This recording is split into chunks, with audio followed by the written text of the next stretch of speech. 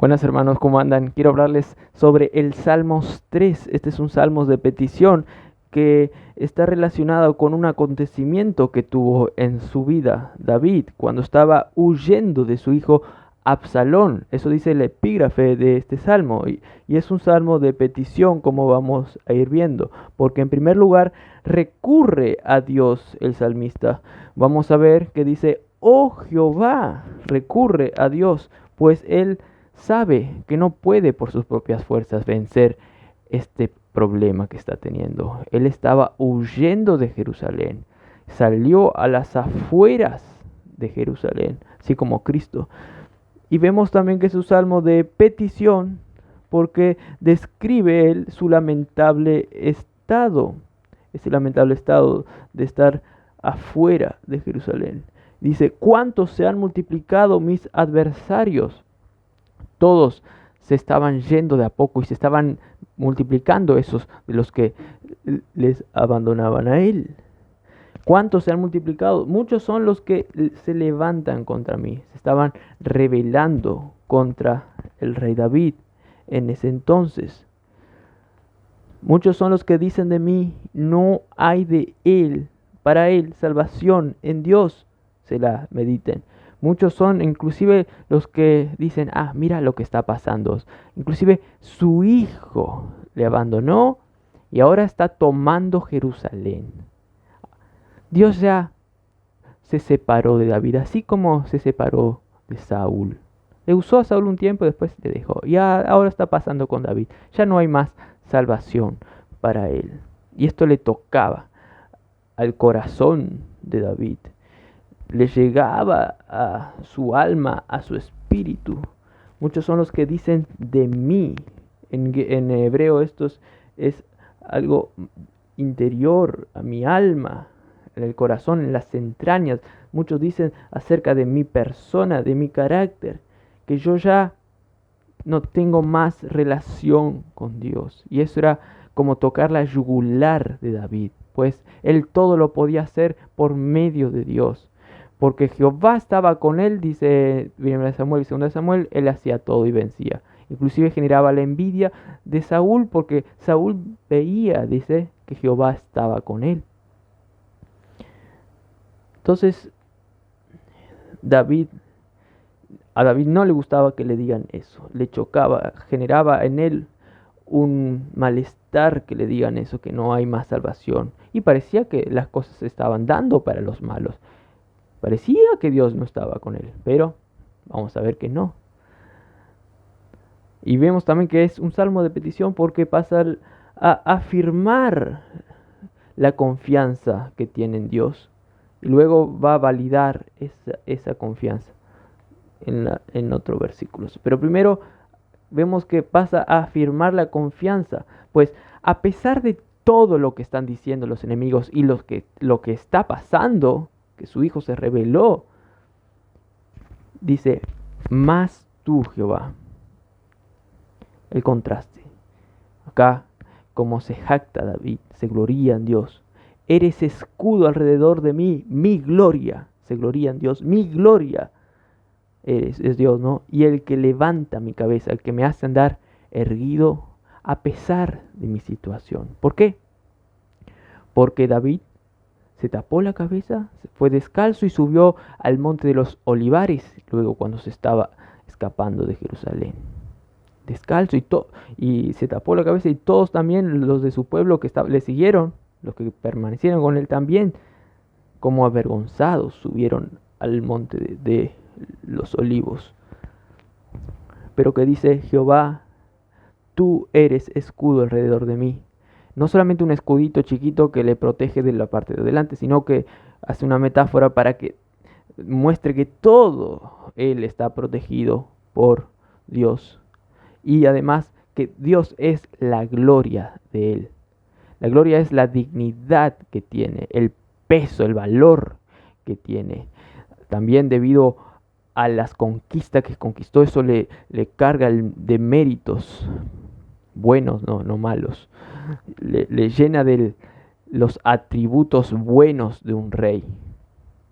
Y esta es la gloria, pero no es suya, es la gloria de Dios, que de allí él obtiene esa gloria reflejada de Dios. Él es el que le da la gloria. También en el Nuevo Testamento dice, el que se gloría, gloríese en el Señor. David se gloriaba en el Señor. Y Él es el que levanta la cabeza, el que hace andar erguido y no deprimido a pesar de las circunstancias. Vemos aquí con este acto de confianza que David está cambiando el panorama malo que está alrededor. Lo cambia. No cambia el panorama, porque el panorama sigue siendo malo. Cambia el panorama en él. Ese panorama que él captaba que estaba todo mal, ahora está siendo cambiado en él ese panorama. En su interior. En el exterior sigue. Pero en su interior, él lo está cambiando para bien. Porque también dice el Nuevo Testamento, todas las cosas ayudan a bien a los que aman a Dios, conforme al propósito que Dios da, que seamos como el Hijo de Dios, ¿no? Entonces dice, con mi voz clamé a Jehová y Él me respondió desde su monte santo. Los eruditos dicen que esto está hablando de algo habitual que siempre pasa, y el versículo anterior también, algo habitual pero que está pasando en ese momento, ¿no? También dice, pero es algo que generalmente le pasa a David. Él clama a Jehová y en este momento está clamando a Jehová con su voz. Y dice que Él me respondió, Él le responde siempre desde su monte santo. Dicen que aquí se encontraba en una zona baja, ahí cerca ahí de las orillas de Jordán, en un lugar ahí. Se encontraba en una zona baja como a 1250 bajo el nivel del mar. Y de ahí, de esa zona baja, oraba a Dios que está en el monte santo, ya en el monte celestial, en el cielo. Igual Dios le responde desde allá. Por medio de la oración Dios responde desde el cielo. Pues como la distancia entre el cielo y la tierra sí es la misericordia de Dios. Es grande su misericordia y se revela en mostrarse a nosotros, hermanos, de manera grata. Yo me acosté, dice, y dormí y desperté porque Jehová me sustentaba. Ahora los eruditos dicen que pasa a contar un acto del pasado, un acto puntual, porque cambia el tiempo del verbo de pasar de un imperfectivo, de que continuamente pasa, a algo perfectivo, de algo que pasó puntual. Dice, yo me acosté entonces. Como que David estaba diciendo, yo confié en Dios, yo en ese momento, yo como siempre, sabiendo que Dios me responde. Realmente cambié ese panorama feo y oré a Dios y por eso yo me acosté ese tiempo y dormí, dice, y desperté. ¿Por qué? Porque Jehová me sustentaba. Él tenía confianza en Dios, por eso también Dios actuaba en él. Y él tenía confianza porque Jehová le sustentaba y por eso dormía tranquilo. Y por eso también despertó en la realidad, porque Dios de hecho le sustentaba. Para nosotros también, Dios, tenemos que tener confianza y dormir en paz. Tenemos que tener una vida tranquila, no inquieta, porque Dios nos sostiene a nosotros. Capaz que a veces no nos vamos a librar de un mal físico, pero el mal espiritual ya está vencido y Dios nos aplica eso a cada presente nuestro, pues Dios venció al mal en la cruz por medio de Jesucristo. Y Dios nos aplica, al nosotros tener fe en su obra consumada. Dice luego entonces la validación de esa fe. Dice, entonces no temeré a 10 millares de gente que pusieren sitio contra mí. Pablo como que David se despierta esa mañana y dice, no temeré. Confiante se levantó. Él cambió toda esa perspectiva mala de tal manera de decir, no temeré, aunque vengan millares, 10 millares que pusieren sitio contra mí. Hermanos, porque la noticia le había sido dada de que muy posiblemente en esa mañana iban a llegar como 12,000 soldados para matarle. Pero David ya había cambiado el panorama el día anterior, por eso durmió confiado y se levantó confiado.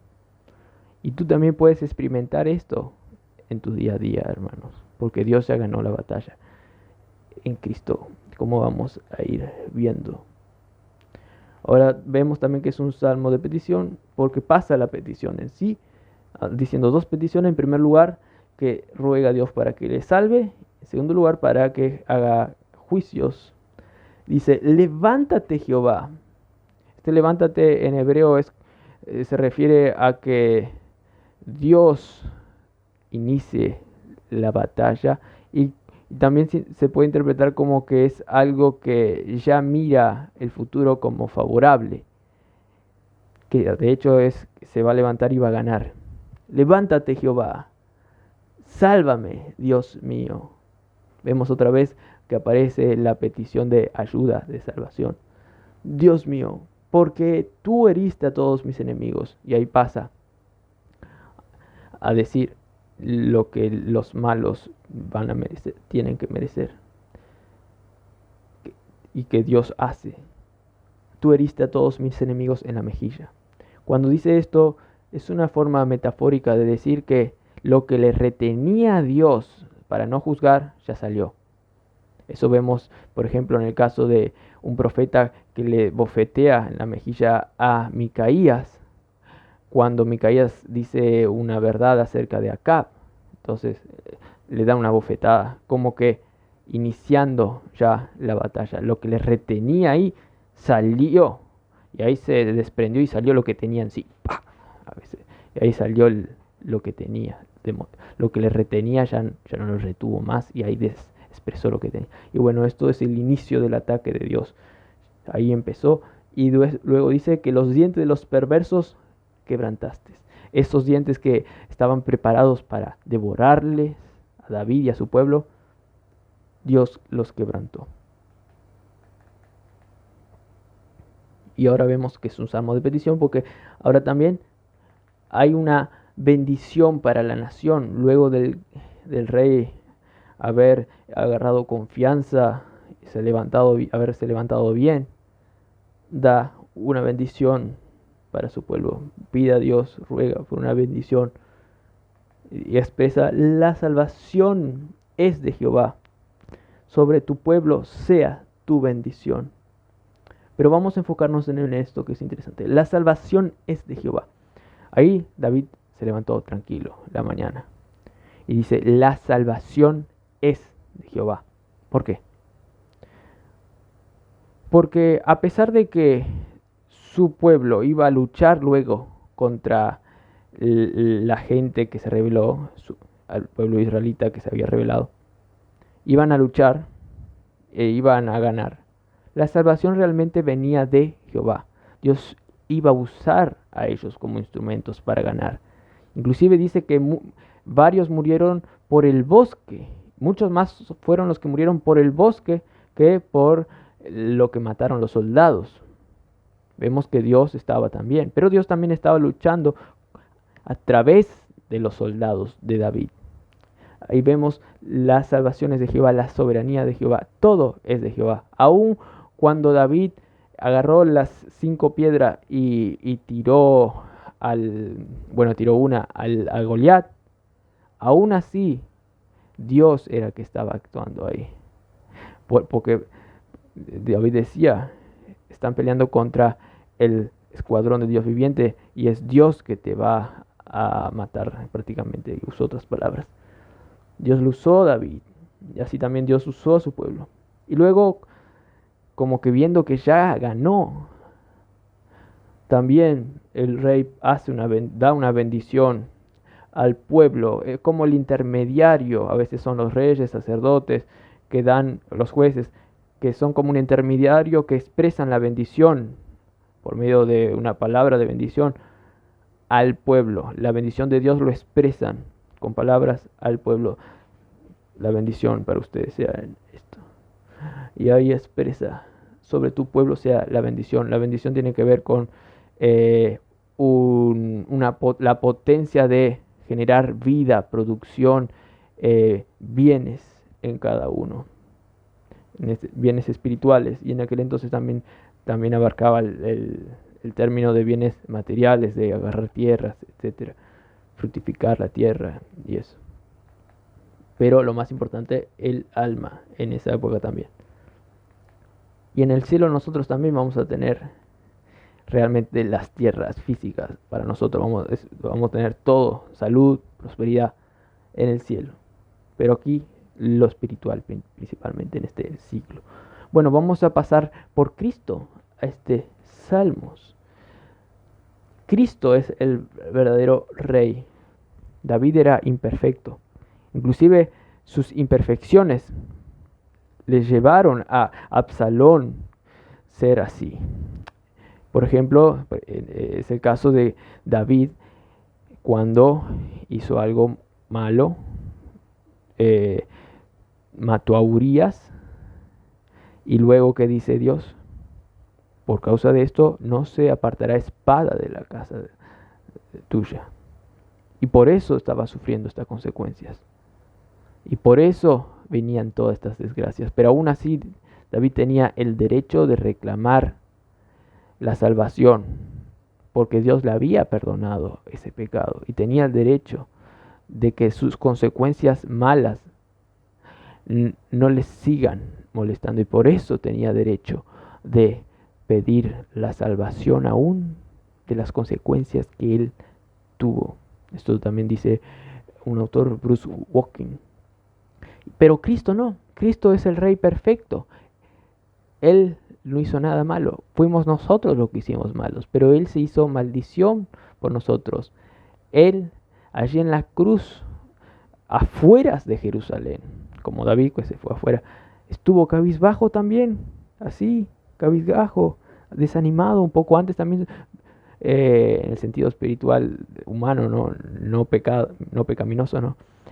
Él hasta sudaba sudores de sangre. Él estaba ahí. Padre, ¿por qué me has desamparado? Decía. Experimentó, por así decirlo, la angustia de estar como separado de Dios por causa de nuestros pecados. Pero él nunca se separó realmente. Pero en cierto sentido estaba experimentando esa separación por causa de que se estaba identificando con nuestros pecados, con nuestro viejo hombre, con toda la maldad que Dios odia.